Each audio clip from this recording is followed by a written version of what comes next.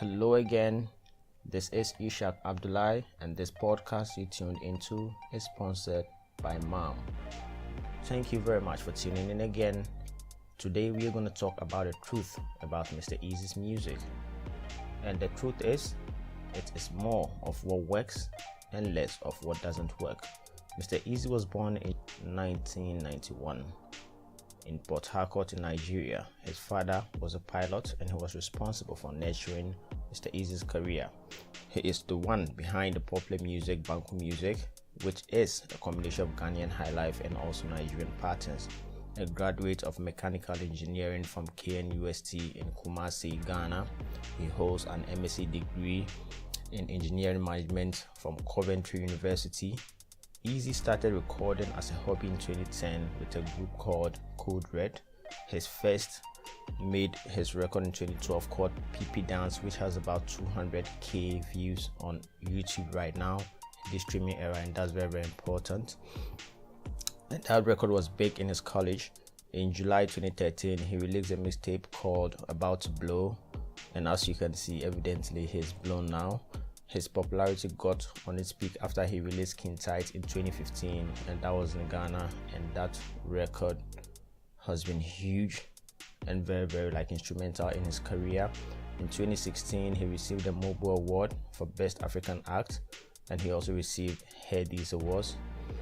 And per his library of songs online and on streaming platforms, he has said that he's more than $1 million, considering the fact that his songs are doing very, very well in the digital stores. So now it's evident that if he has said it, then it means it's very important to him in this streaming era for him to be doing well on the streaming platforms. Between July and August, he had 3.8 million streams on Apple Music. That's a lot of numbers, if you ask me. And Mr. Eazi performed at the late night show with James Corden that was sponsored by Apple in a way, because it was part of a rollout plan for his album, and that really helped him a lot.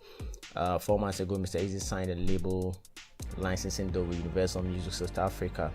You can see now, I think in Ghana, Stonebwoy, Sina Soul, and R2Bs are on the Universal Music Nigeria, which also an arm of the bigger UMG group. His career is going exactly where he needs it to be. Well, if you look at all aspects of his brand, everything kind of connects. His team is working just as he needs them to. The foundation side of him, that's the NGO side of him, is working well. The music is working well. The visuals is working well. The fashion sense of him is working well. His story as a human being, so you can see his relationship with Temi or Tedola, which also very good when considering the people who love artists based on what they see. So I think looking at what contributes to all this success as a musician of his caliber, we'll say it boils down to having a great team. And you can see from the start of his career, you see people like Meister Music. There's people like Doragos who they're always on the road with him. He has DJ Mike Smith, who works at YFM. He also has different agencies scattered around the world who are working for him when he is around or when he's not around. His brand is, like I said earlier, more of what works and less of what doesn't work, because you never see him repeat things that are not working. Every day you see his rollout plan, it's more tighter, it's more organized, it's more smoother than before. So you can see him tweet about thanking God for making things keep moving smoothly. The industry is very, very volatile in this continent, say Africa, because it's some parts that do well. So let's say maybe South Africa, they have everything organized, the publishing is right, the radio plays and everything is organized, so you can see how things are done. But in places like say Ghana, for instance, or say Nigeria, things are not really, really uptight. So the only thing you can rely on as an artist is maybe the streaming sites, which are already popular. So we talk about Apple Music, Spotify, we talk about YouTube, Tidal and stuff like that.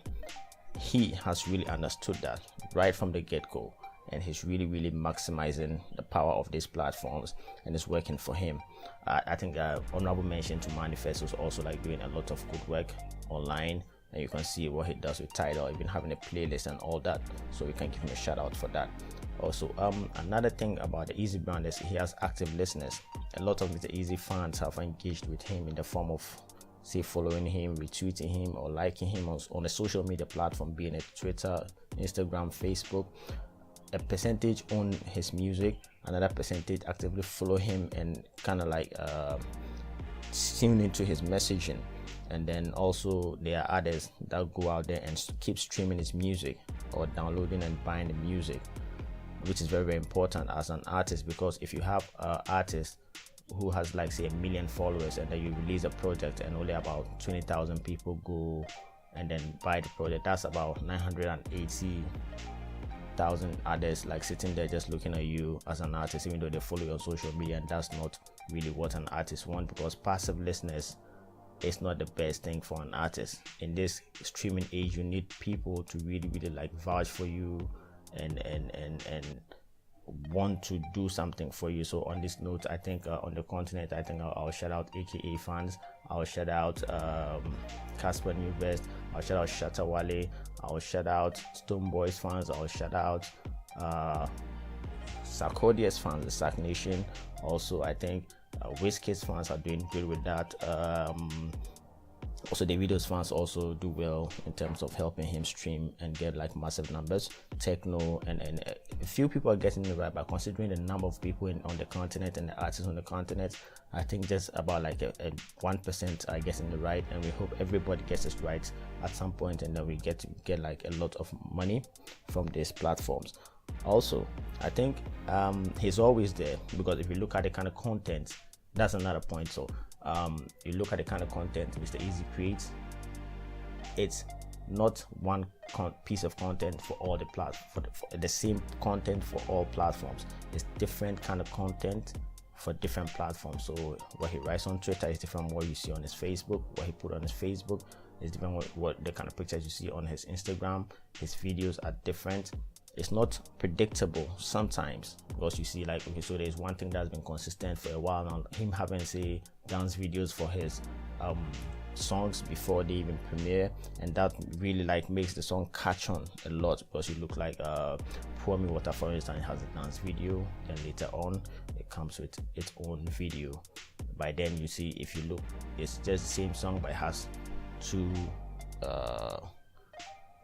piece of content that has massive views, and all that goes into his account as an artist, and that's a good thing. So you have to look at really like exploiting your audience, and then making a lot, not exploiting them, but like trying to engage them every point in time, and then try to make money from the streaming sites. He's always there also, so you can see like he's always in your face. If he's not posting on social media or on Instagram, he's giving you some music on the streaming sites. If he's not giving you music on the streaming site, he's tweeting and engaging with his fans. You don't have to really mention him, to be frank, because I have experienced times where I've tweeted that I'm listening to his music without mentioning him, and then he ends up retweeting or reacting to it. So I think that's something that he really like does well on social media, and he shares an aspect of his life that interests people, because there are people that just don't follow you for the music, but they just want to see inside your life and then see what you're doing as a person. They want to follow you for the fashion of it, and he's really good with sharing that. They know his girlfriend, they know the places he's been to, he shows us all these exotic places, and it's very good for an artist because he's an all-rounded brand. You see him for the music. If you don't like his music, you see him for the fashion. If you don't like his fashion, you see his visuals. That if you don't like his song videos, you like dancing, he'll give you a dance video too. So there's more to him than just giving you music every single day. Another thing he's very good at is diversity in his sound, because the thing is he has genre spanning diversity. When you look at what he produces, because he can make music that sounds South African, music that sounds like he's in the UK, he's a UK artist. He makes music that sounds more Nigerian, he makes music that sounds like he's Ghanaian. I think the identity of his brand which is the Banku music, like we mentioned earlier. Stands on the fact that he mixes Ghanaian high life with Nigerian patterns, so you can see that, and he doesn't limit himself. Any sound that he thinks fits what he's doing, he's gonna ride on it, and he's gonna make a good song, and then he's gonna give it to the people. So Mr. Eazi has really like researched the market, and he's doing things that works only most often, and he gets it right. I think these are the 4 things that really makes his music, his brand interesting to follow and watch and listen to. And I hope most artists also tune into this and do this, so that the music on the continent will rise to a level where everybody will be proud of it. This podcast has been sponsored by Mam Africa, a creative agency that supports young creatives.